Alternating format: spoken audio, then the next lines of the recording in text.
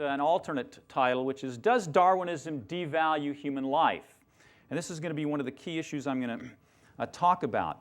And I admit that the title of my presentation, which is also the title of my book, is controversial, and I hope it will stir up some healthy controversy. However, I also need to clear up some possible misunderstandings from the very start. First, nowhere do I argue that Darwinism leads inevitably to Hitler, that there's a logical necessity there, or to the Holocaust.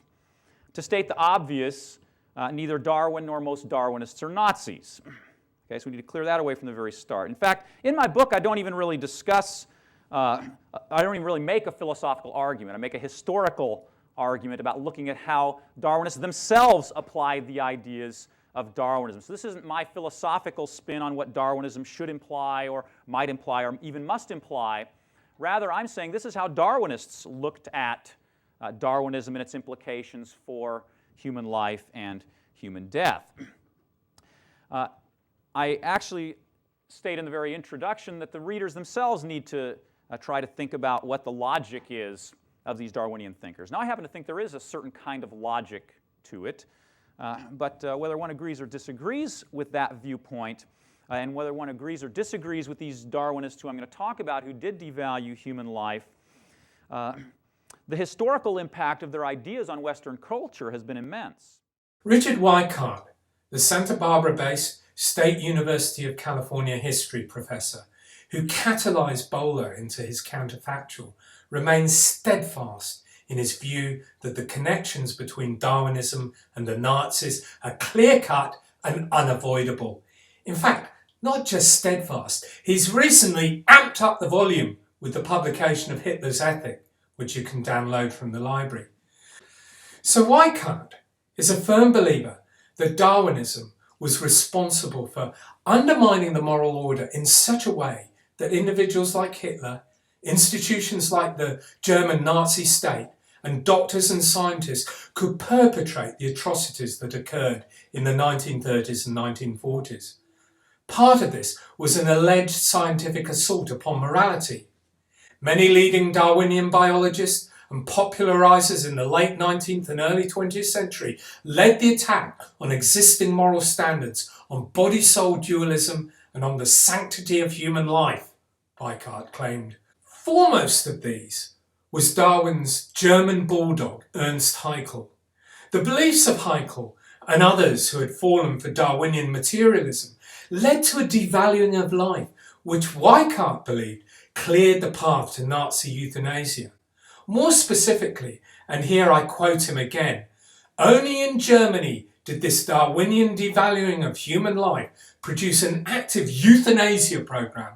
It occurred in Germany because a radical adherent of a naturalistic Darwinian worldview in which individual human life had little value gained the reins of power, and together with the support of sympathetic physicians could override the scruples of those upholding the value of every individual life.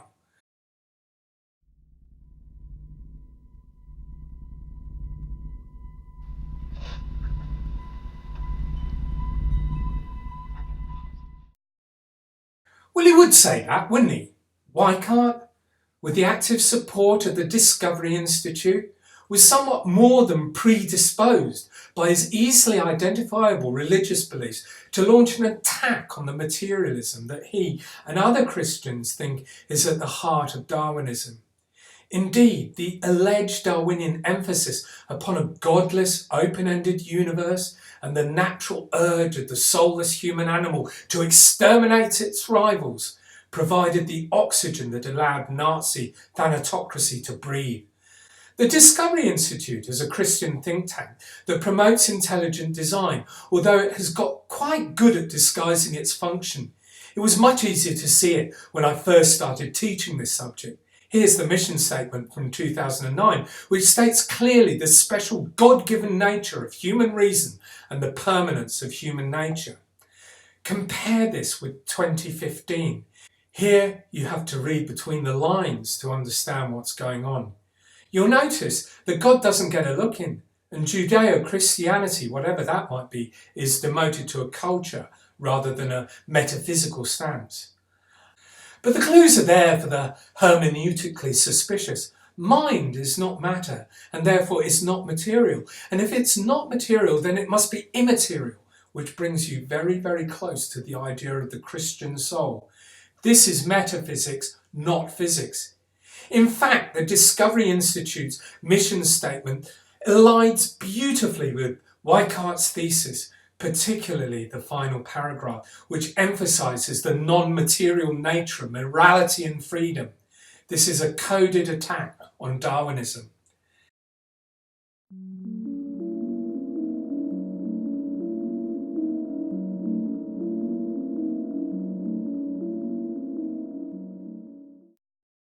Now, if you go to the wiki on Ritchie, as he probably doesn't want to be called, you can see the stinging critiques lined up one by one in the references of his Darwin to Hitler thesis.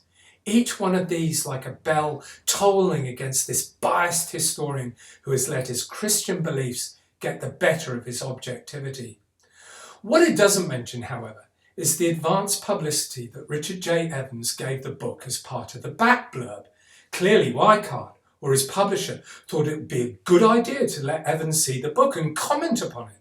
They were confident he would deliver praise. You don't ask people for back cover blurb if you don't think they're going to deliver. And Evans duly delivered. His verdict eulogised the virtues of Weikart's thesis. Weikart's outstanding book shows in sober and convincing detail how Darwinist thinkers in Germany had developed an amoral attitude to human society by the time of the First World War, in which the supposed good of the race was applied as the sole criterion of public policy and racial hygiene.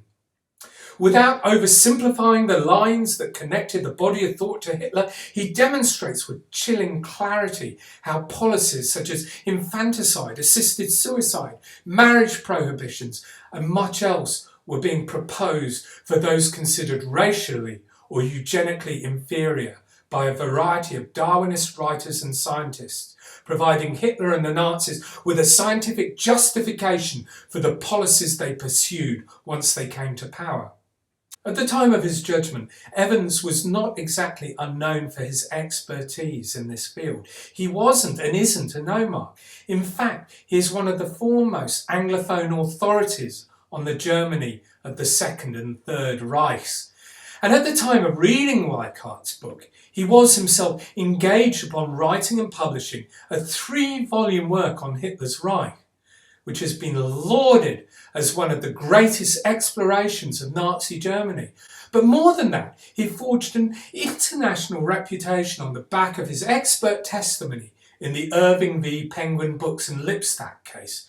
This was when the fascist historian David Irving had attempted to sue Lipstadt for libel, when she had, in her 1993 book Denying the Holocaust, labelled him a Holocaust denier.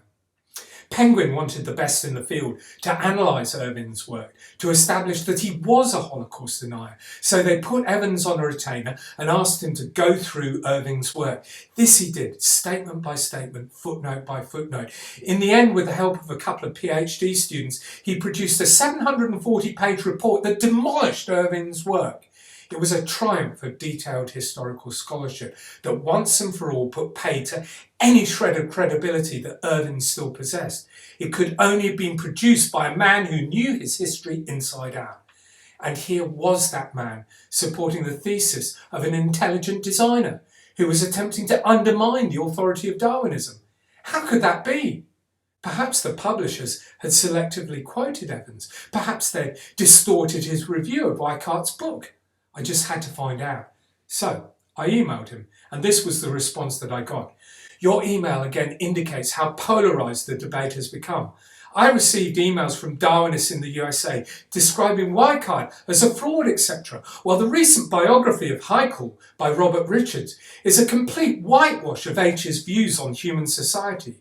First, the fact that he is an intelligent designer and funded by the Discovery Institute does not of itself invalidate his work. There is a lot of good detailed scholarship there. If anyone wants to invalidate his work, then it can only be done by checking his references, looking at his quotations and summaries of sources, and so on, rather as I did with David Irving's work a decade ago. It is outrageous that anyone should refuse to read it. Now, I have to admit that this made me rather sympathetic to Weikart. I record how I had first read his work with no knowledge whatsoever of his ID leanings and thinking, there's really something here. Furthermore, when you read his article on Darwin and Spencer, you can tell you're in the presence of someone who knows his stuff. And finally, as an historian astute to the fact that the ideological nature of history's practitioners can be a productive thing, why shouldn't someone with an antithetical stance to scientific naturalism produce a decent genealogy of Nazism? There have been plenty of good history produced by all sorts of ideological types. Why not a descendant of the original Paleoites? So, when you go back to the list of the critics of Weikart, presented so conveniently on the Wikipedia, it's striking that the vast majority of them are not historians, they're scientists. The historian critics are represented by Daniel Gassman, and his views on Weikart were pretty half-hearted because the Gassman thesis bears some resemblance to Weikart's position, and Robert Richards, an A-list Darwin scholar, the same Robert Richards who was the target of Evans's scorn for whitewashing Haeckel. I guess the only thing that you can do at this stage is throw your hands in the air and say, with a history.